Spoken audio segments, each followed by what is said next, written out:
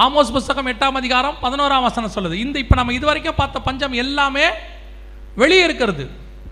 இப்போ நாம் பார்க்க போகிறது உள்ள இருக்கிற பஞ்சம். என்ன பஞ்சம்?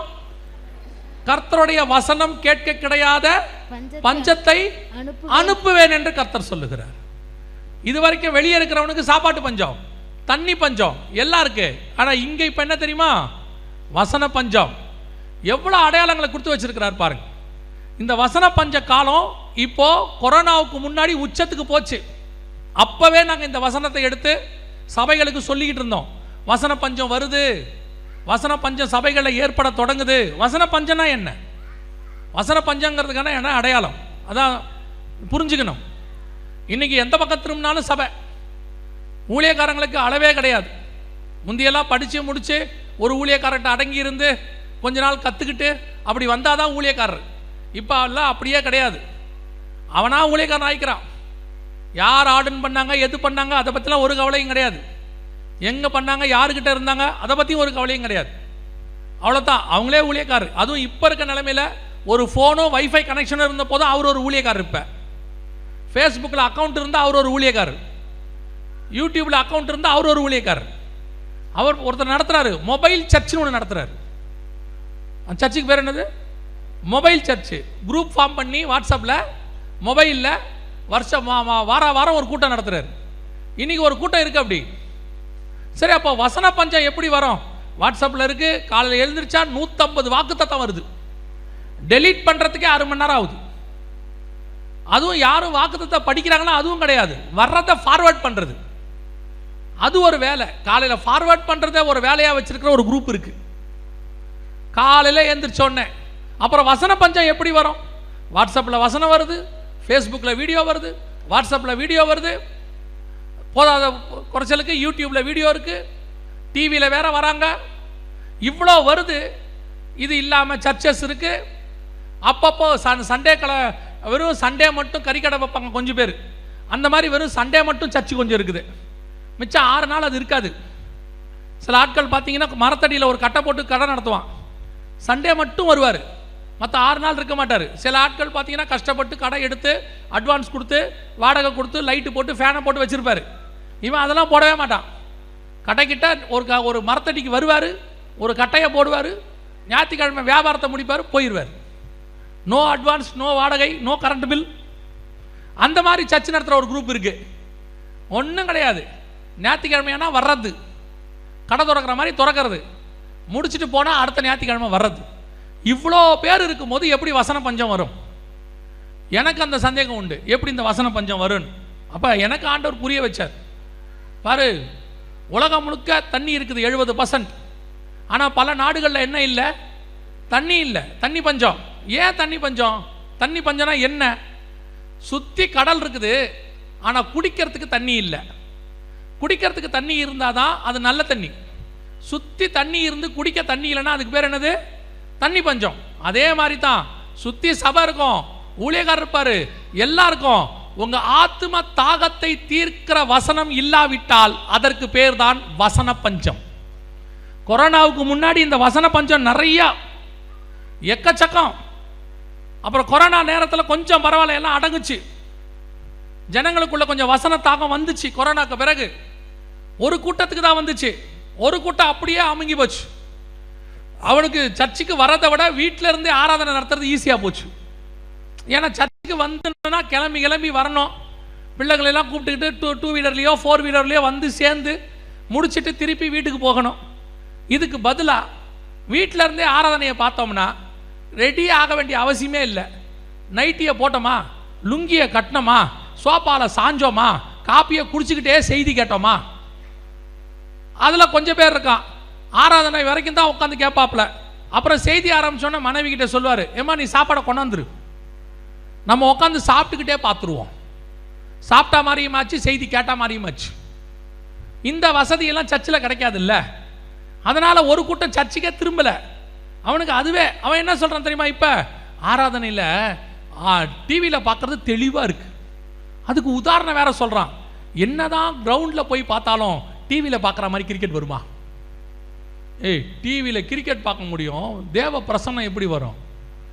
கூடி ஆராதிக்கும் போது தானே பிரசன்னம் வரும். கூடி வர்றதுக்கு பேர் தானே சபை. சபை கூடி வருவதை சிலர் விட்டு விடுகிறது போல நீங்கள் விட்டு தனித்தனியாக உட்காந்து வீட்டில் டிவி பார்க்கறது எப்படி சபையாக மாறும்?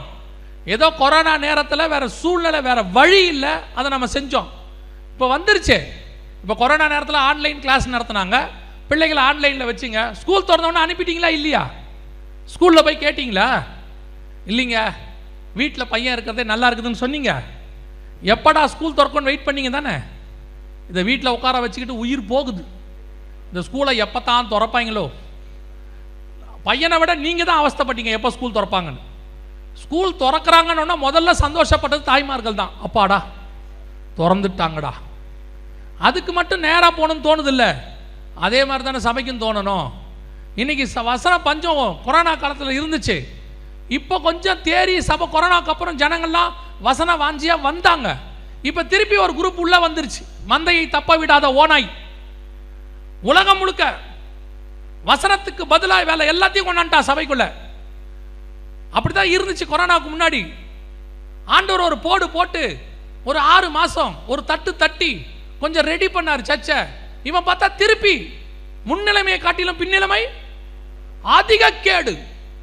இப்ப பாருங்க, சபையில வசனமே இல்லையாமா. ஊழியக்காரன் துணிகரமா சொல்றான், வசனம்லாம் இல்லை, ஒன்லி வர்ஷிப், தெய்வீக ஆராதனை.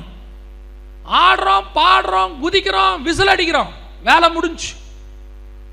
வசனம் அதெல்லாம் எதுக்கு? அதெல்லாம் போர். ஆனா பைபிள் என்ன சொல்லுது தெரியுமா? வாலிபன் எதனால் தன் வழியை சுத்தம் பண்ணுவான்? கர்த்தருடைய வசனத்தின்படி தன்னை காத்து கொள்ளுகிறதுனால. நான் பெற்றோருக்கு சொல்றேன், இன்னைக்கு பெற்றோருக்கு ஒரு ஃபேண்டசி இருக்கு. என்ன ஃபேண்டசி?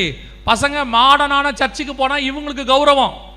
பையன் அந்த சர்ச்சுக்கு போறாரு, அங்க ஒரே அவங்க மாடர்னைஸ் தான் இருக்கு, லைட்ஸ் எல்லாம் போட்டிருக்கிறாங்க. பேசும்போது இப்படி தான் பேசுறான், வாயை கோணலா வச்சுக்கிட்டு. தமிழையே இங்கிலீஷ் மாதிரி பேசுறான், காத்தார் அப்படிங்கிறான். டே, அது கர்த்தர். பெற்றோருக்கு இப்ப அதுதான் ஃபேண்டசி. நம்ம சர்ச்சுக்கு வந்தோம்னா தலைமுடியிலேருந்து கால் வரைக்கும் ஒழுக்கத்தை சொல்லி கொடுக்குறான். அங்க ஒன்றும் செய்ய வேண்டாம், நீ எக்கேடு கட்டு போ. சபைக்கு வந்தியா, ஜாலியா இருந்தியா, நல்லா என்டர்டெயின் பண்ணியா, போய்கிட்டே இரு. பெற்றோரும் அதைத்தான் நீங்க விரும்புறீங்க. பசங்க அங்க போறேன்னு சொன்னா கண்டிங்க, வேணான்னு சொல்லுங்க. இன்னைக்கு கொஞ்சம் கடினமா இருக்கும்.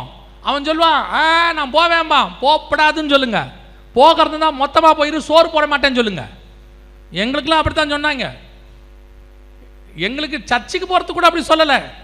ஃப்ரெண்டு வீட்டுக்கு போகிறோம், நைட்டு எல்லாரும் சேர்ந்து குரூப் ஸ்டடின்னா ஒத்துக்க மாட்டாங்க.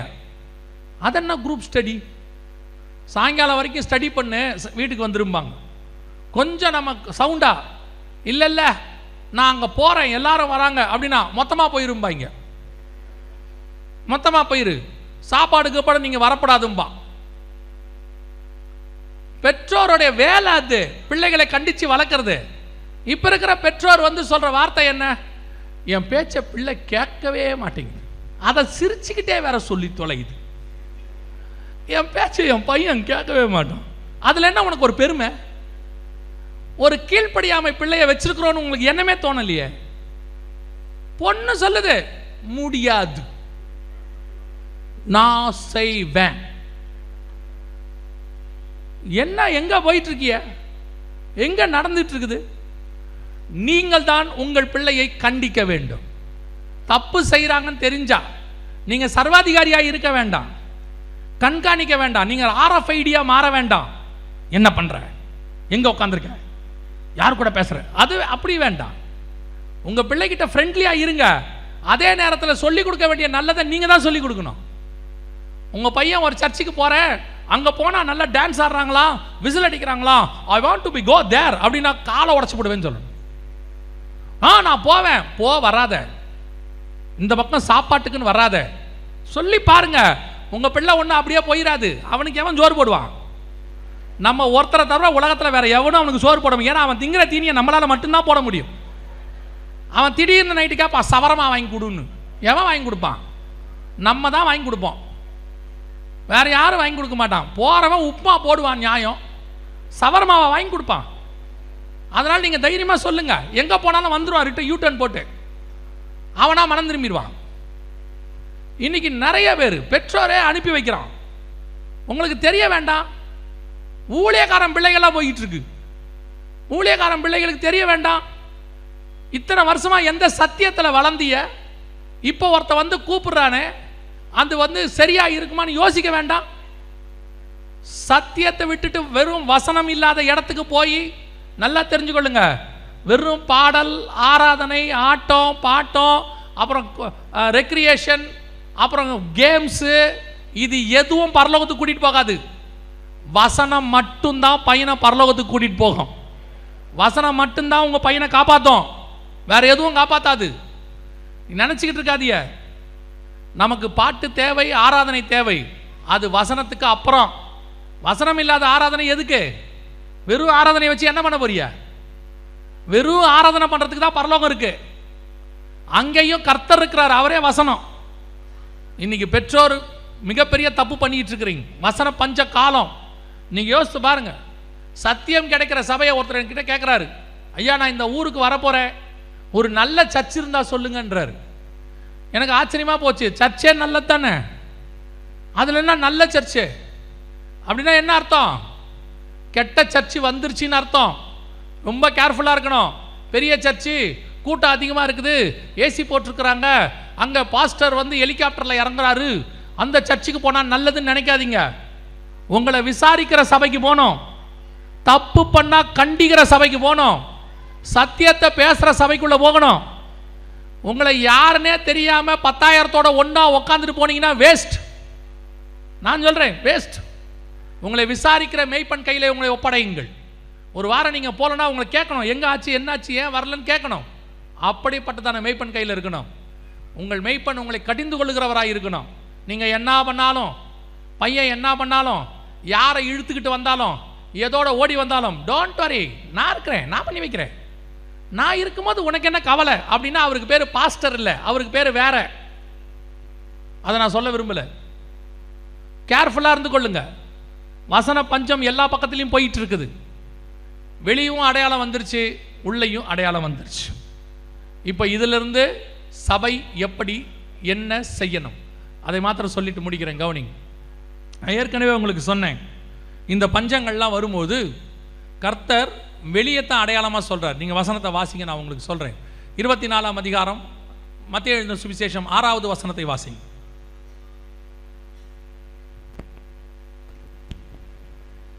யுத்தங்களையும் யுத்தங்களின் செய்திகளையும் கேள்விப்படுவீர்கள், கலங்காதபடி எச்சரிக்கையாயிருங்கள், இவைகள் எல்லாம் சம்பவிக்க வேண்டியதே. அப்போ ஆண்டவர் சொல்றாரு, யுத்தங்களையும் யுத்தங்களின் செய்திகளையும் கேள்விப்படுவீர்கள், கலங்காதபடிக்கு. எப்படிங்க யுத்தம் நடக்கும்போது கலங்காம இருக்கிறது? பக்கத்தில் குண்டு போடுறான், எப்படி கலங்காம இருப்பீங்க? இயேசு தான் சொல்றார், யுத்தங்களையும் யுத்தங்களின் செய்திகளையும் கேள்விப்படுவீர்கள், கலங்காதபடிக்கு எச்சரிக்கையாயிருங்கள். குண்டு போடுறான், கலங்காத. யுத்தம் நடக்கும், கலங்காத. எல்லா கட்டடங்கள்லாம் இடிஞ்சு விழும், கலங்காத. அது எப்படி கலங்காம இருக்கிறது? அதோட அர்த்தம் என்ன தெரியுமா? இது எல்லாம் வெளியே நடக்கும், எதுவும் உன்னை பாதிக்காது. அதுதான் ரொம்ப முக்கியம். அல்லேலூயா. அப்போ பஞ்சம் வரும் வெளியே, அது சபைக்குள்ளே வராது, தேவ பிள்ளைகளுக்குள்ளே வராது. அப்போ இந்த வராமல் இருக்கிறதுக்கு என்ன பண்ணணும்? எல்லாத்துக்கும் ஒரு கட்டளை உண்டு. கிரியை இல்லாத விசுவாசம் செத்தது. ஆண்டவர் ஒரு கிரியை எதிர்பார்ப்பார். இப்போ இஸ்ரவேல் ஜனங்களை போய் சொல்கிறார் யோசேப்பு, நீங்கள் போய் கோசே நாட்டில் குடியிருங்க. அவர் அன்னைக்கு சொன்னார், மோசே காலத்தில் பஞ்சம் வரும்போது, வாதை வரும்போது, அது எங்கே வரல? கோசே நாட்டில் வரல. இப்போ ஆண்டவர் சொல்கிறாரு, ஆட்டுக்குட்டியின் ரத்தத்தை பூசுங்க. பூசணவன் வீட்டுக்குள்ளே என்ன வரல? தலைப்பிள்ளை சங்கரமாகலை. எலியாவை சொல்கிறாரு, சாரிபாத் விதவின் வீட்டுக்குள்ளே போயிடு. வீட்டுக்குள்ளே போனார், என்ன வரல? பஞ்சம் வரல. கர்த்தர் சொல்லுகிறபடி செய்தால் அந்த வாதையிலிருந்து கர்த்தர் நம்மை மீட்டுப்பார். அப்போ இன்னைக்கு பஞ்சம் வரும், எல்லாம் வரும், இவைகளெல்லாம் சம்பவிக்க வேண்டியதே. யுத்தங்களையும் யுத்தங்களின் செய்திகளையும் கேள்விப்படுவீர்கள், கலங்காதபடிக்கு பயப்படாத. கலங்காதங்கிறார். ஏன் கலங்காதீங்க? அதெல்லாம் வெளியே நடக்கும், எதுவும் சபைக்குள்ளே வராது, எதுவும் தேவ பிள்ளைகளுக்குள்ளே வராது. வராமல் இருக்க என்ன செய்யணும்? Very simple. உங்கள் வீட்டுக்குள்ளே தேவன் இருந்தால் எதுவுமே வராது. கர்த்தர் இருக்கிற வீட்டுக்குள்ளே எதுவுமே வராது. கர்த்தரே உள்ளே வந்துட்டார்னா ஆசீர்வாதம் உள்ளே வந்துருச்சுன்னு அர்த்தம். அந்த வீட்டில் மாவும் எண்ணெயும் குறைவுபடாமல் இருக்கும். எலியா உள்ளே இருந்துட்டானா மாவும் எண்ணெயும் குறைவுபடாது. ஒரு அப்பத்துக்கு இறஞ்சிக்கிட்டு இருந்தோம், ஒரு அப்பத்தை சுட்டுட்டு சாப்பிடலான்னு நினச்சோம், அவன் 3.5 வருஷம் அப்பவும் எண்ணெயும் உள்ளே வந்துருச்சு. அந்த தேவன் இன்னும் ஜீவனோடு கூட இருக்கிறார். உங்கள் வீட்டுக்குள்ளே இயேசு இருக்கணும், அதான் முக்கியம். சபைக்கு ஒவ்வொரு விசுவாசியும் அதை உறுதிப்படுத்தணும்.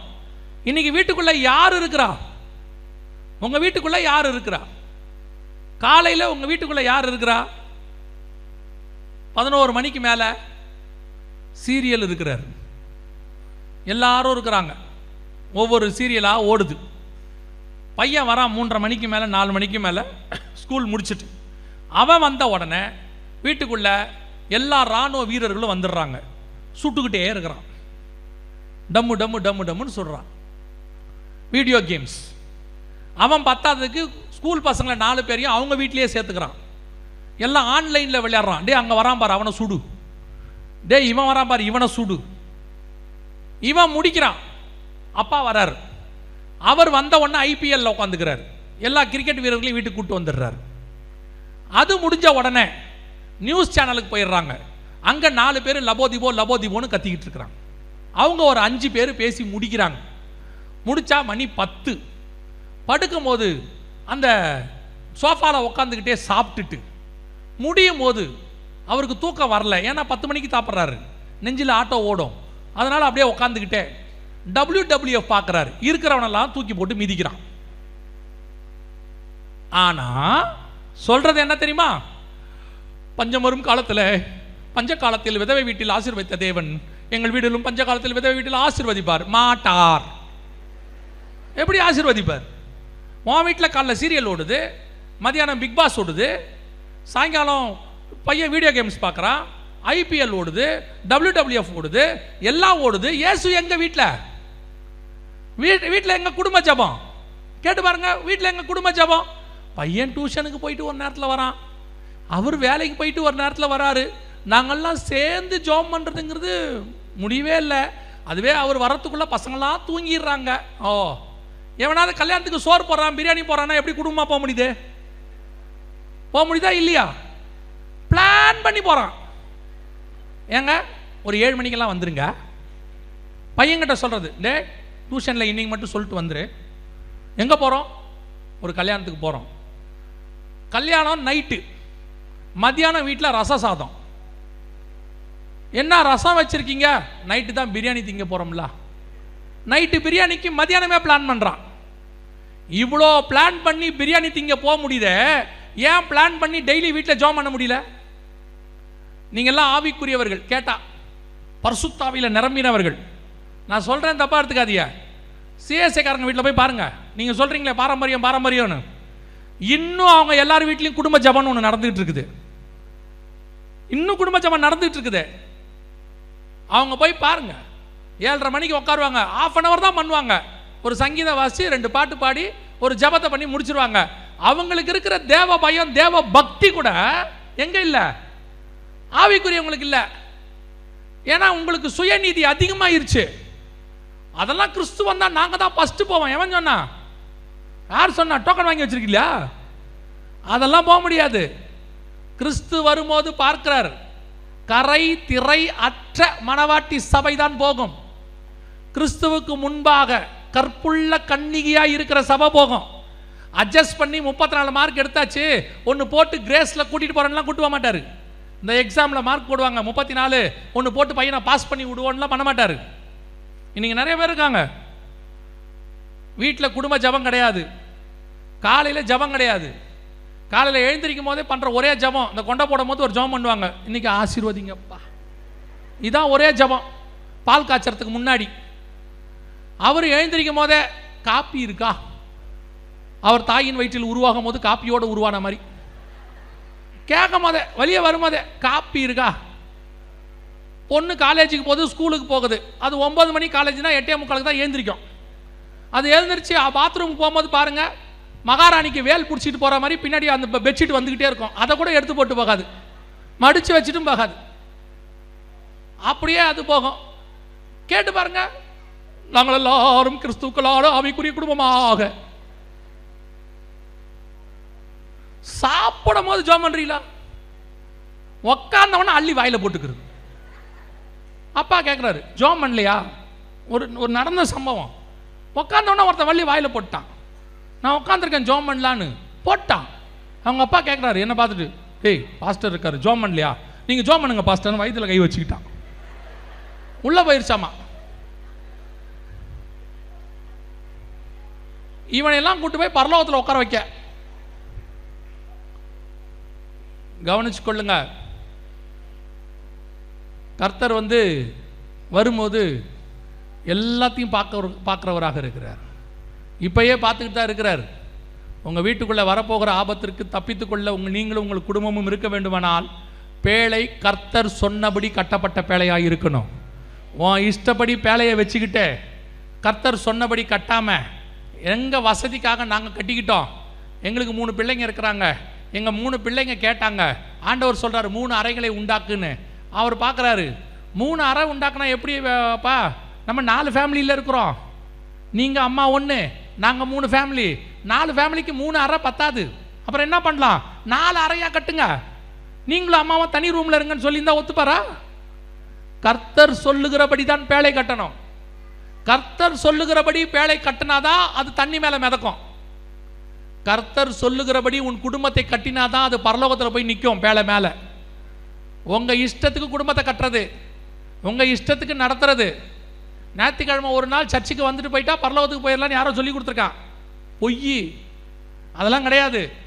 சபை கூடி வருவதில் விட்டுவிடக்கூடாது, வரணும், ஆனால் ஆயத்தப்படணும், ஒவ்வொரு நாளும் ஆயத்தப்படணும். கர்த்தர் சொன்னபடி பஞ்சத்தினுடைய உச்சம் இந்த வருஷத்தும் அடுத்த வருஷமும் இருக்கும், பயங்கரமாக இருக்கும். இவைகளுக்கு நடுவில் கர்த்தர் பறந்து காக்கிற பட்சியை போல சபையை கண்டிப்பாய் பாதுகாப்பார். சபைக்கு ஒரு குறைவில்லாதபடி நடத்துவார். ஆனால் நடந்துக்கிற விதம் உங்ககிட்ட தான் இருக்கு. இதோ உங்களுக்கு முன்பதாகவே கர்த்தர் அறிவித்திருக்கிறார். இவைகள் எல்லாம் சம்பவிக்க தொடங்கும் போது வாசிங்க, முடிக்கலாம். 8ஆம் அதிகாரம் மத்தேயு எழுதின சுவிசேஷம் 24ஆம் அதிகாரம், மன்னிக்கணும் சாரி, லூக்கா எழுதின சுவிசேஷம் 21ஆம் அதிகாரம் 28வது வசனம் வாசி. லூக்கா 21:28 வாசிங்க.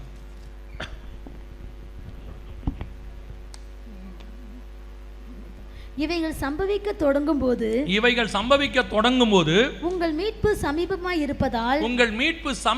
இருப்பதால் நீங்கள் நிமிர்ந்து பார்த்து உங்கள் தலைகளை உயர்த்துங்கள். வசனம் தெளிவா இருக்கு. இதெல்லாம் சம்பவிக்கும் போது என்ன நடக்கும்? நமக்கு ஒரு மீட்பு இருக்கிறது. கர்த்தர் சபையை மீட்டு கொண்டு போக போகிறார். இதே 24 சொன்னதுதான் லூக்காலையும் இருக்கு. 21 இவைகள் சம்பவிக்க தொடங்கும் போது உங்கள் மீட்பு சமீபமாக இருப்பதால் நீங்கள் நிமிர்ந்து பார்த்து தலைகளை உயர்த்துங்கள். இந்த மீட்பு வரப்போகிறது. அவர் வேற எங்கேயும் இல்லை, வாசப்படியில் தான் நின்று கதவை தட்டி கொண்டு இருக்கிறார். நமக்கும் தேவனுக்கும் ரொம்ப டிஸ்டன்ஸ்லாம் இல்லை. வசனம் தெளிவாக சொல்லுது, வாசப்படியில் நின்று கதவை நான் தட்டி கொண்டு இருக்கிறேன். திடீரென்று ஒரு சத்தம் கேட்கிறது. மணவாளன் வருகிறார் என்கிற சத்தம் கேட்டது. அந்த சத்தம் கேட்டுக்கொண்டிருக்கிறது. இப்போ நமக்கான வேலை என்ன தெரியுமா? தீவட்டிகளை ஆயத்தம் பண்ணுதல். அணைஞ்சு போகிற நிலைமையில் இருக்கிற தீவட்டி என்ன செய்யணும்? ஆயத்தம் பண்ணணும். தேவையான எண்ணெயை என்ன செய்யணும்? நிரப்பணும்.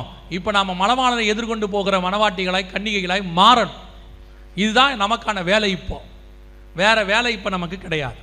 கிறிஸ்து வருவதற்கான மற்ற வேலையெல்லாம் பார்த்துக்கிட்டே இருங்க. இது பிரதானமானது. என்ன வேலை பார்த்தாலும் சரி, வருகை வந்தால் நான் போகணுங்கிற எண்ணம் மட்டும் மைண்டில் ஓடிக்கிட்டே இருக்கணும். எப்போ இயேசு வந்தாலும் நானும் என் குடும்பமும் எடுத்துக்கொள்ளப்பட வேண்டும். இயேசு சொன்ன இத்தனை விஷயங்களும் துல்லியமாய் நடக்குமானால் அவர் வருவேன் என்கிற வாக்கு தத்தமும் துல்லியமாய் நடக்கும். எந்த மாற்று கருத்தும் இல்லை. அப்போ இந்த வருகை வரப்போது நானும் என் குடும்பமும் எடுத்துக்கொள்ளப்பட வேண்டும். என்ன செய்யணும்? 7 காரியங்களை செய்யணும். நான் நேற்றே 3 காரியங்கள் உங்களுக்கு சொன்னேன், ஆனால் அதையும் சேர்த்து நான் உங்களுக்கு சொல்கிறேன். இந்த 7 காரியங்களை நீங்கள் செய்யும்போது கிறிஸ்துவின் வருகையில் பிரவேசிப்பது எளிதாக இருக்கும். முதலாவது, இயேசு கிறிஸ்துவின் இரத்தத்தினாலே பாவ மன்னிப்பின் நிச்சயத்தை பெற்றிருக்க வேண்டும். இயேசு என் பாவத்தை மன்னிச்சிட்டாருங்கிற நிச்சயம் இருக்கணும். நான் கிறிஸ்தவ குடும்பத்தில் பிறந்தேன், நாங்கள் தலைமுறையாக கிறிஸ்டின், நாங்களும் ரட்சிக்கப்படணுமா? எங்கள் தாத்தா பாட்டி முற்பிதாக்கள் எல்லாருமே கிறிஸ்டினாக இருக்கிறாங்களே, யார் வேணாலும் இருக்கட்டும். ஆனால் வசனம் சொல்லுது, என் தாய் என்னை பாவத்தில் கர்ப்பம் தரித்தாள். பிறந்த அத்தனை பேருக்கும் ரட்சிப்பு தேவை. ரட்சிப்புனா என்ன தெரியுமா? இருதயத்தில் விசுவாசித்து வாயில அறிக்கை பண்ணணும். இயேசு கிறிஸ்துவின் ரத்தம் என் பாவத்தை மன்னிக்கிறது. இயேசு கிறிஸ்துவை தேவனுடைய குமாரன் என்று விசுவாசிக்கிறேன். அவருடைய ரத்தத்தால் என் பாவம் மன்னிக்கப்படுகிறது. அவர் எனக்காக மரித்தார் என்பதை விசுவாசிக்கிறேன். அவர் உயிரோடு கூட எழுந்ததை நான் விசுவாசிக்கிறேன். அவர் திரும்பி வருவார் என்பதை நான் விசுவாசிக்கிறேன். இதான் ரட்சிப்புக்கான மூலம். இதை நீங்கள் செய்யும்போது, உண்மையாய் செய்யும்போது, உங்கள் இருதயத்தின் ஆழத்திலிருந்து செய்யும்போது உங்கள் பாவங்களை கிறிஸ்து மன்னிக்க வல்லமை உள்ளவராக இருக்கிறார். அப்பொழுது உங்களுக்குள் பாவம் மன்னிக்கப்பட்ட உடனே உங்களுக்குள் ஒரு சந்தோஷம் வரும். அதற்கு பேர் தான் ரட்சணிய சந்தோஷம். இது முதலாவது. ஒருவேளை நீங்கள் இயேசுவை ஏற்றுக்கொள்ளாதவங்களாக இருந்தால், உங்களை இயேசு அதிகமாக நேசிக்கிறார், உங்களுக்காகத்தான் இதை சொல்லி இருக்கிறார். நீங்களும் உங்கள் குடும்பமும் பாதுகாக்கும்படி, வரப்போகிற அழிவிலிருந்து தப்பிக்கும்படி கிறிஸ்து உங்களை அழைக்கிறார். இவ்வளவையும் சொன்னது இயேசு தான் சொன்னார், வேற யாரும் சொல்லலை. இதிலிருந்து தப்பிக்கிற வழியும் இயேசு தான் சொல்லி வச்சிருக்கிறார். நீங்கள் செய்ய வேண்டியது ஒன்றே ஒன்று தான். இயேசுவே, என் உள்ளத்தில் வாரும், என் பாவத்தை மன்னியும், உங்களுடைய பிள்ளையாய் என்னை ஏற்றுக்கொள்ளும். இதை மாத்திரம் நீங்கள் இறுதியின் ஆழத்திலிருந்து சொல்லுங்கள். இயேசு உங்கள் பாவங்களை மன்னிக்க வல்லமை உள்ளவராக இருக்கிறார். ரெண்டாவது, நான் ரட்சிக்கப்பட்டேன், சபைக்கு வந்துக்கிட்டு தான் இருக்கிறேன் அப்படிங்கிறவங்களுக்கு ரெண்டாவது நீங்கள் செய்ய வேண்டிய மிக முக்கியமானது, பிதா குமாரன் பரிசுத்தாவின் நாமத்தினாலே தண்ணீரில் மூழ்கி ஞானஸ்நானம் எடுக்கணும். இது வரைக்கும் தண்ணியில் மூழ்கி ஞானஸ்நானம் எடுக்காதவங்க தண்ணியில் மூழ்கி ஞானஸ்நானம் எடுக்க ஒப்பு கொடுங்க.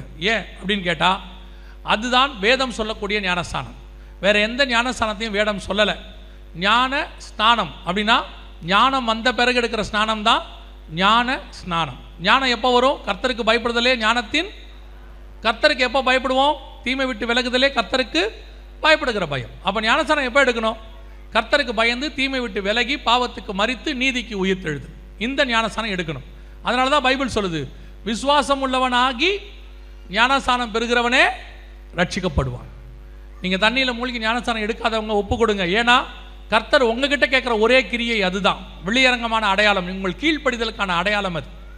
ஒரு சிலர்லாம் கேட்குறாங்க, ஞானஸ்நானம் எடுக்காமல் பரலோகத்துக்கு போக முடியாதா? சிலர் கேட்பாங்க, ரொம்ப ஞானமாக கேட்பாங்க, கள்ளன் ஞானஸ்நானம் எடுத்தானா அவன் பரதீசிக்கு போகலையா அப்படிம்பாங்க. கள்ளன் ஞானஸ்நானம் எடுக்கலை, அவன் பரதீசிக்கும் போயிட்டான். நீங்கள் இப்போ கல்லனை பார்க்க போகிறீங்களா, பக்கத்தில் தொங்குற இயேசுவை பார்க்க போகிறீங்களா? கள்ளன் ஞானஸ்நானம் எடுக்கலை, இயேசு எடுத்தாரா இல்லையா? நமக்கு முன்மாதிரி யாரு? இயேசு. நீங்கள் இயேசுவை ஃபாலோ பண்ணால் இயேசு மாதிரி மாறுவீங்க, கல்லனை ஃபாலோ பண்ணால் கல்ல மாதிரி மாறுவீங்க. இவன் ஏன் கல்லனை பார்க்குறானே தெரில, பக்கத்தில் இருக்கிற இயேசுவை பார்க்கலாம்ல. கல்லன் ஞானஸ்நானம் எடுக்கவில்லை, அவன் பரலோகத்துக்கும் போகவில்லை, ஆவிகள் இளைப்பாறுகிற பரதீசிக்கு தான் போனான். ஆனால் இயேசு என்ன சொன்னார்னா, ஒருவன் ஜலத்தினாலும் ஆவியினாலும் பெறவாவிடில் பரலோக ராஜ்யத்தில் பிரவேசிக்க முடியாதுன்னு சொன்னார். ஸோ தண்ணியில் மூழ்கி கண்டிப்பாக ஞானஸ்நானம் எடுக்கணும். ஒருவேளை ஞானஸ்நானம் எடுக்காமல் இது வரைக்கும் தள்ளி போட்டவங்க, இல்லை எடுக்காமல் விட்டுட்டவங்க, ஞானஸ்நானத்துக்கு ஒப்பு கொடுங்க. ஆண்டவர் வெகு சீக்கிரத்தில் வரப்போகிறார். மூன்றாவது, எபேசியர் 4:30 சொல்லுகிறது, மீட்கப்படும் நாளுக்கென்று முத்திரையான பரிசுத்த ஆவி, துக்கப்படுத்தாதிருங்கள் இருக்கு. பரிசுத்தாவின் அபிஷேகத்தை பெற்றுக்கொள்ள வேண்டும். சிலர் சொல்லுவாங்க, பரிசுத்தன் அபிஷேகம்லாம் இல்லை, தேவையில்லைம்பாங்க. பரிசுத்தன் அபிஷேகத்தை பெற்ற நாங்கள் சொல்லுகிறோம், பரிசுத்தாவியானவர் உண்டு. அவர்தான் சபையின் மூத்த போதகர், அவர்தான் சபையை நடத்துகிறார், அவர்தான் சபையை கற்புள்ள கன்னிகையாக கொண்டு போய் தேவன் கையில் ஒப்படைக்க போகிறார். ஸோ பரிசுத்தாவின் அபிஷேகத்தை பெற்றுக்கொள்ளணும். சபையில் நடக்கிற அபிஷேகத்தில் கலந்து கொள்ளுங்க. ஒருவேளை நாங்கள் அப்படி வர முடியாது அப்படின்னு நீங்கள் சொன்னீங்கன்னா, நீங்கள் வீட்டில் யாரும் இல்லாத போது கதவை சாத்திக்கிட்டு ஜெபம் பண்ணுங்க. வசனம் தெளிவாக சொல்லுது, வாஞ்சையும் தவணமுள்ள ஆத்துமாக்களை கர்த்தர் நிரப்புகிறார் என்று வசனம் சொல்லுது.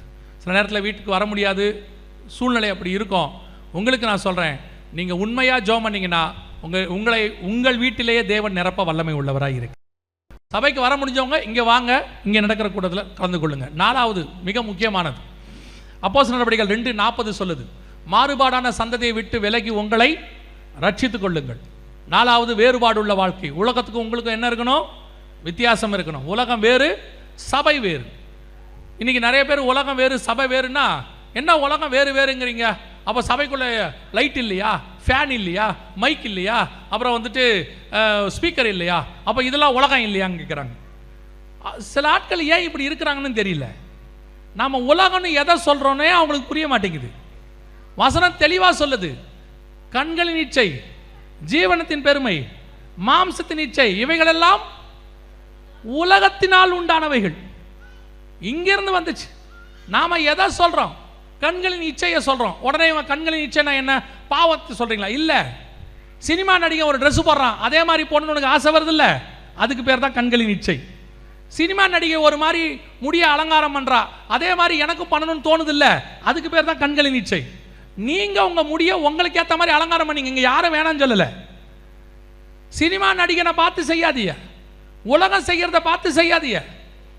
உங்களுக்கு எது சரின்னு தெரியுதோ அதை ஆண்டவர் சொல்வார், அதை செய்யுங்க. உங்களுக்கு ஒன்று சொல்லியிருப்பார், அதை நீங்கள் செய்யுங்க. உங்களை யாரும் இங்கே குற்றப்படுத்த போகிறதே இல்லை. நிறைய பேர் என்ன செய்கிறான், 6 மாதத்துக்கு ஒரு டிசைனில் இருக்கிறான், திடீர்னு பார்க்குறான் மீஸ் எல்லாமே ஒரு தாடி மட்டும் வச்சுருக்கான். இது யார் டிசைன்னு தெரில. அப்புறம் பார்க்குறோம் மீசையும் இல்லை தாடியும் இல்லை, கிருதா மட்டும் இவ்வளோ தூரம் இருக்குது. இது என்ன டிசைன்னு தெரில. திடீர்னு பார்க்குறோம் சுற்றி முடியல, தலைக்கு மேலே மட்டும் இருக்குது. அது என்ன டிசைன்னு தெரில. அப்புறம் கொஞ்ச நாள் கழித்து பார்க்குறோம் மொத்தம் கொட்டி போகுது. அது என்ன டிசைன்னு தெரில. இப்போ நீங்கள் இதெல்லாம் எதை பார்த்து செஞ்சீங்க? பைபிளை பார்த்து செஞ்சீங்களா? இல்லை இல்லை, உலகத்தை பார்த்தானே செஞ்சீங்க. அதைத்தான் உலகங்கிறோம். நாங்கள் இங்கே அப்கிரேட் ஆகிறத உலகம் நாங்கள் சொல்லலை. இப்போ பைபிளே பிரிண்டட் வெர்ஷன், இதை உலகம் நான் சொல்கிறோம். ஒரு காலத்தில் தோல் சுருளில் இருந்துச்சு, கல்லில் இருந்துச்சு, இன்னைக்கு மாறி பிரிண்டட் வெர்ஷன், இதோ இப்போ டிஜிட்டல் வெர்ஷன். இதை நாங்கள் என்ன உலகம் வேணாம் நான் சொல்கிறோம். இது உலகம் அல்ல. ஆனால் இதுக்கு ஏற்ற மாதிரி வசனத்தை மாற்றக்கூடாது. இப்போ பாருங்க, தோலாக இருக்கட்டும், கல்லாக இருக்கட்டும், பிரிண்டடாக இருக்கட்டும், வசனம் மாறவே இல்லைல்ல. வசனம் அப்படியே இருக்குல்ல. அதைத்தான் நாங்கள் சொல்கிறோம். எல்லாம் மாறட்டும், நீ மாறாத. உனக்குள்ள இருக்கிற தேவன் மாறாதவர். நீ வாசிக்கிற வசனம் மாறாதது. நீ தேவ சாயலாய் படைக்கப்பட்டவன், நீயும் அப்படியே இரு என்று சொல்லுகிறோம். நீ உலகத்தின் சாயலுக்கு மாறாத. 2 சாயல் தான். மனுஷனை படைக்கும் போது வசனம் சொல்லுது, தேவ சாயலாகவும் தேவ ரூபத்தின்படி மனுஷனை படைத்தார். 5ஆம் அதிகாரம் 1ஆம் வசனம் 2ஆம் வசனம் சொல்லுது, ஆதாம் தன் சாயலாய் ஒரு குமாரனை பெற்றான்.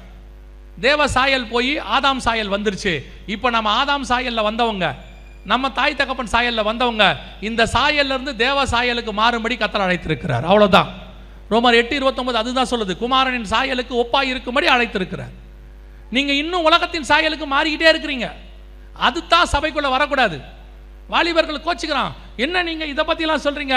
இன்னைக்கு அவனை பார்க்குற, நேத்து சபைக்குள்ள இருந்தவன் வேற ஒரு சினிமா நடிகை மாதிரி இருந்தான், இன்னைக்கு இருக்கிறவன் இன்னைக்கு இருக்கிற சினிமா நடிகை மாதிரி இருக்கிறான், நாளைக்கு வரவன் வேற ஒரு சினிமா நடிகை மாதிரி இருப்பான். இதைத்தான் நாங்கள் உலகம்னு சொல்றோம். நீ டீசெண்டாக ட்ரெஸ் பண்ணிட்டு அழகா வரதை நாங்கள் இங்கே குற்றமாவே சொல்லலை. நாங்கள் எப்பவும் எதை சொல்றோம், டீசெண்டா இரு, உன்னை அழகா தான் இருக்க சொல்றோம். அலங்கோலமா மாத்திக்கிட்டு அவன் திரியிறான், அவனை மாதிரி நீயும் அலங்கோலமா மாத்திட்டு திரியாதேங்கிறோம். உங்களை என்ன நாங்கள் என்ன டிக்டேட்டர்ஷிப்லையா நடத்துகிறோம்? யோசித்து பாருங்க.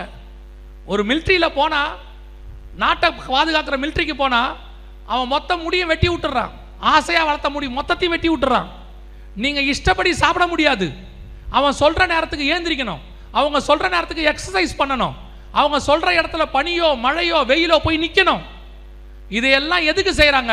ஒரு நாட்டை காப்பாற்றுறதுக்கு. அவ்வளோதான், தியாகமாக நிற்கிறாங்க.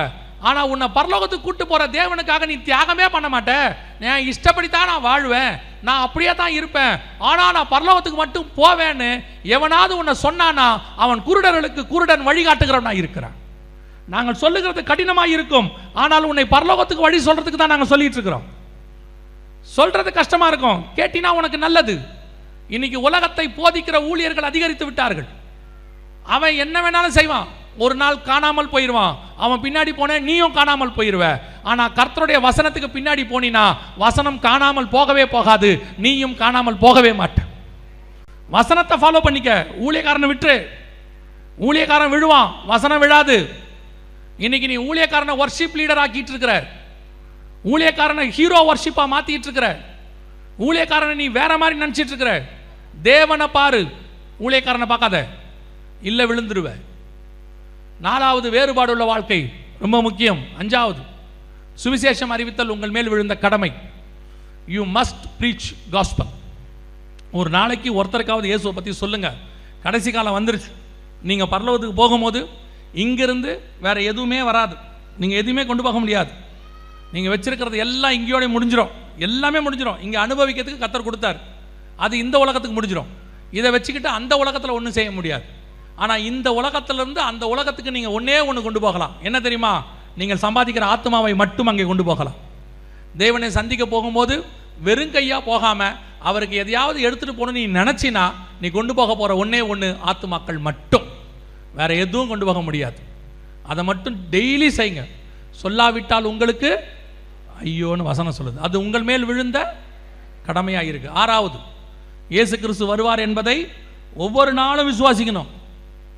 ஏதோ வருகையை பற்றினதான இந்த காரியம் 2 நாள் 3 நாளோட போயிடக்கூடாது. ஒவ்வொரு நாளும் அவர் வருவார், நான் காத்திருப்பேன்.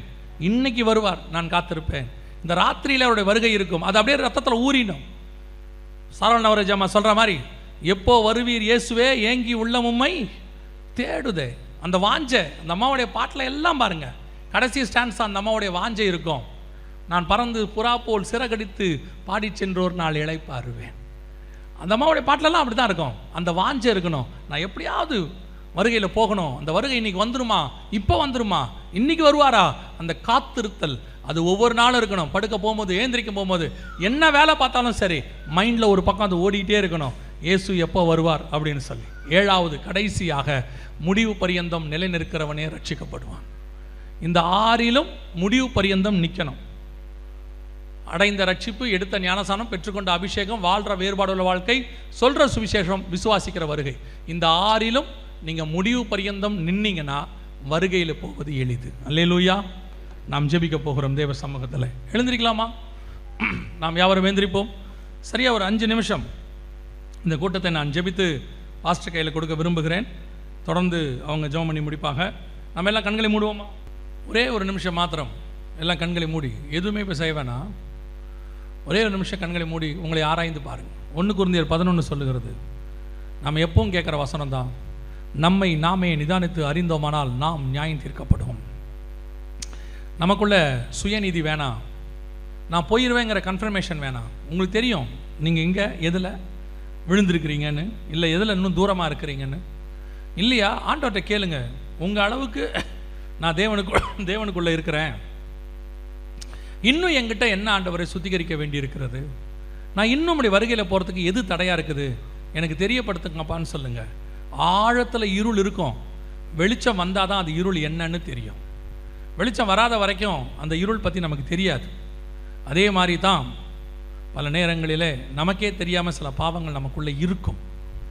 ஆவியானவர் வரும்போது அதை கண்டித்து உணர்த்துவார், பாவத்தை குறித்து கண்டித்து உணர்த்துவார். ஆண்டவர்கிட்ட கேளுங்க, ஆண்டவரே நான் இன்னும் எதில் நான் வீக்காக இருக்கிறேன், நான் இன்னும் எதில் ஆயத்தப்பட வேண்டி இருக்குது, என் ஆவிக்குரிய வாழ்க்கையில் நான் இன்னும் எதில் பலப்பட வேண்டி இருக்கிறது, ஜபத்தில், வேத வாசிப்பில், தியானத்தில், உங்களுடைய சமூகத்தில் உட்கார்ந்து இருக்கிறதையா, இல்லை ஆகாத சம்பாஷணைகள் பண்ணிக்கிட்டு இருக்கிறேனா, இல்லை தேவையில்லாதவங்களோட கூட ஃப்ரெண்ட்ஷிப்பில் இருக்கிறேனா, நான் தப்பு செய்யலைனாலும் தப்பு பண்ணுறவங்களோட ஜாலியாக உட்காந்து பேசிக்கிட்டு இருக்கிறேனா, எதில் உமக்கு பிரியமில்லாதது எனக்கு காணப்படுது ஆண்டவரே எனக்கு தெரியப்படுத்துங்க.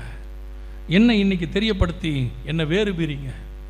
ஒப்பு கொடுத்து ஜெபம் பண்ணுவோமா? ஒரு நிமிஷம் மாத்திரம் எல்லாம் கண்களை மூடி, அத்தனை பேரும் எல்லாரும் நாம் கண்களை மூடி ஜெபிக்கிற இந்த வேளையில் நான் ஒரே ஒரு காரியத்தை கேட்டு ஜெபித்து முடிக்க விரும்புகிறேன். நான் இன்னும் தண்ணியில் மூழ்கி ஞானஸ்தானம் எடுக்கலை, வருகை வரப்போகிறதுன்னு எனக்கு நல்லா தெரிஞ்சிருச்சு. ஆண்டவர் இன்றைக்கி பேசியிருக்கிறாரு, உணர்த்தி இருக்கிறாரு. இந்த கைவிடப்பட்ட கூட்டத்தில் நானோ என் குடும்பமோ இருக்க விரும்பலை, நாங்கள் வருகையில் போக விரும்புகிறோம், நான் ஞானஸ்தானத்துக்கு என்னை ஒப்பு கொடுக்குறேன், நான் குழந்தையில எடுத்தேன் ஞானஸ்தானம் இல்லைன்னு எனக்கு தெரிஞ்சிருச்சு, நான் இந்த ஞானஸ்தானத்தை தண்ணியில் மூழ்கி எடுக்க விரும்புகிறேன் அப்படின்னு சொல்கிறவங்க இருந்தால் உங்கள் வலது கரத்தை உயர்த்துங்க, நான் உங்களுக்காக ஜெபிக்க விரும்புகிறேன். ஞானஸ்தானத்துக்கு ஒப்பு கொடுக்குறவங்க யாராவது இருக்கிறீங்களா? எல்லாம் மற்றவங்களாம் கண்களை மூடி இருப்போம். ஞானஸ்தானத்துக்கு ஒப்பு கொடுக்குறவங்க மாத்திரம் உங்கள் கரங்களை உயர்த்துங்க பார்ப்போம். வேறு யார் இருக்கிறீங்க? நல்ல கரங்களை உயர்த்துங்க. கண்களை மூடுவோம், நம்ம ஜெபம் பண்ண போகிறோம். இவர்களுக்காக நல்ல கரங்களை உயர்த்தி இருக்கிறவங்க நல்லா உயர்த்துங்க பார்ப்போம். நான் உங்களுக்காக ஜெபிக்க போகிறேன். வேறு யார் இருக்கிறீர்கள்? இது உங்களுக்கும் தேவனுக்கும் உள்ளானது. இது மற்றவங்கள பற்றி இங்கே கவலையே கிடையாது. யார் என்ன நினைப்பாங்க, யார் என்ன சொல்லுவாங்க, அதை பற்றின கவலையெல்லாம் கிடையாது. கரங்களை உயர்த்தி இருக்கிறவங்க கூட்டம் முடிஞ்ச உடனே முன்னாடி வந்து ஊழியக்காரங்களை பார்த்துட்டு போங்க. அவங்க ஞானஸ்தானம் எடுக்கிறதுக்கு என்ன செய்யணும்னு உங்களுக்கு சொல்லுவாங்க, அதன்படி செய்யுங்க. ஞானஸ்தானத்தை பற்றி அவங்களும் உங்களுக்கு சொல்லிக் கொடுப்பாங்க. கரங்களை கீழே போடுவோம், நாம் ஜெபிக்க போகிறோம். மற்றவர்கள் எல்லாரும் இது வரைக்கும் ஜெபிச்சுட்டு இருந்தவங்க எல்லாம் இப்போ நாம் ஜெபிக்க போகிறோம். எல்லாம் இப்போ ஒப்பு கொடுத்து ஜெபம் பண்ண போகிறோம். இந்த 3 நாளும் ஆண்டவரே உம்முடைய வார்த்தையை நாங்கள் கேட்டிருக்கிறோம். நீர் வரப்போகிறீர் என்பது எங்களுக்கு உறுதியாய் தெரிகிறது. உம்முடைய வருகை வெகு சீக்கிரம் என்பதையும் நாங்கள் புரிஞ்சுக்கிட்டோம். ஆண்டவரே, நோவா தன் குடும்பத்தை ரட்சிக்கும்படி ஒரு பேழையை உண்டு பண்ணினான் என்று வேதத்தில் வாசிக்கிறோம். அதே போல் நாங்களும் இந்த வருகையில் குடும்பமாக எடுத்துக்கொள்ளப்பட வேண்டும். ஆண்டவரே, என்னை நம்பி கொடுத்த குடும்பத்தில் நான் விட்டுட்டு வரக்கூடாது. நாங்கள் குடும்பமாக எடுத்துக்கொள்ளப்பட வேண்டும். அது மாத்திரமல்ல, எங்கள் கூட படிக்கிறவங்க, வேலை பார்க்குறவங்க, சொந்தக்காரங்க இவங்களுக்கெல்லாம் ஒரு தடவையாவது இந்த இயேசுவை நான் சொல்லிடணும். ஒருவேளை அவங்க இயேசுவை அறியாமல் செத்துட்டா அவங்க நரகத்துக்கு போயிடுவாங்க. நான் இந்த இயேசுவை அவங்களுக்கு சொல்லிடணும். எனக்கு ஒரு வாய்ப்பு ஏற்படுத்தி கொடுங்க. நான் இன்னிலிருந்து அப்படி ஒரு தீர்மானம் எடுக்க போகிறேன். நான் இயேசுவை பற்றி சொல்ல போகிறேன். ஒருத்தருக்காவது சொல்ல போகிறேன். ஜெபம் பண்ணிட்டு நான் போய் சொல்ல போகிறேன். கர்த்தர் எனக்கு வாசலை திறந்து கொடுப்பார். அப்படி தீர்மானம் எடுக்கிறவங்களும் உங்கள் கரங்களை ஆண்டவருக்கு நேராக உயர்த்துங்கள். நாம் ஜெபிக்க போகிறோம். உங்கள் குடும்பத்துக்காகவும் சுவிசேஷத்துக்காகவும் ஒப்பு கொடுத்து ஜெபிக்கிறவங்க எல்லாம் உங்கள் கரங்களை தேவனுக்கு முன்பாக உயர்த்துங்க. நாம் ஜெபிக்க போகிறோம். எல்லா கண்களை மூடி ஊக்கமாக நாம் ஜெபிக்கலாமா? எல்லாம் ஒப்பு கொடுத்து உங்கள் குடும்பத்துக்காக ஜெபம் பண்ணுங்க. ரட்சிக்கப்படாமல் கணவன் இருந்தால் மனைவி இருந்தால் ஒப்பு கொடுங்க. ஆண்டவரே, என் குடும்பம் ரட்சிக்கப்படட்டோம்ப்பா.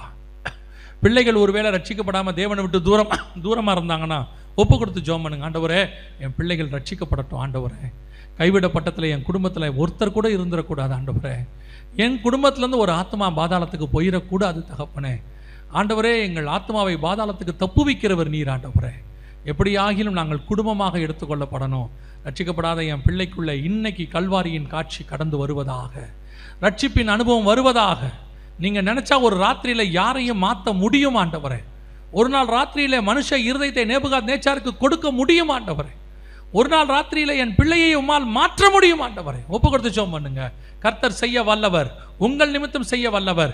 கர்த்தராகிய இயேசு கிறிஸ்துவை விசுவாசி, அப்போது நீயும் உன் வீட்டாரும் ரட்சிக்கப்படுவீர்கள் என்று வேதம் சொல்லுகிறது.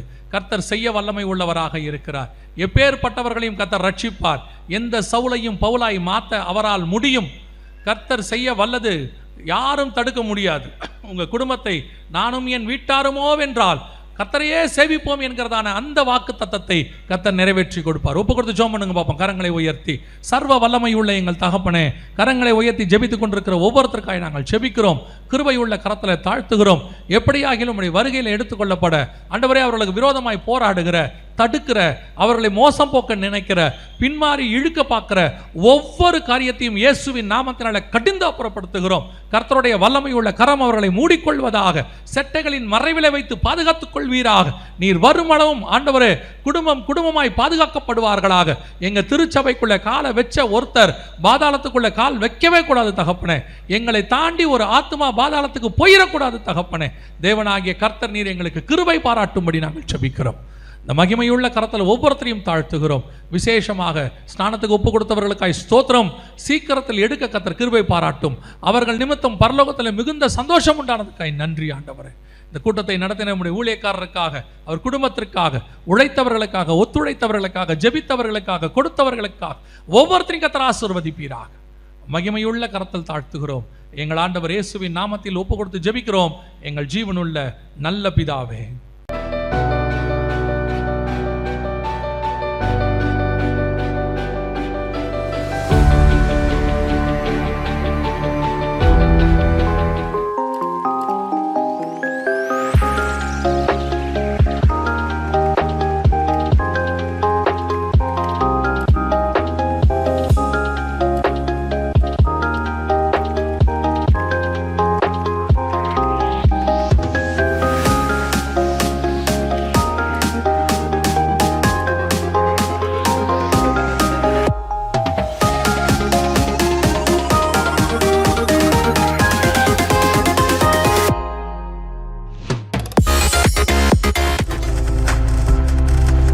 நீங்கள் பார்த்து கொண்டிருப்பது உங்கள் ஜாய் டிவி. உங்கள் துக்கம் சந்தோஷமாய் மாறும்.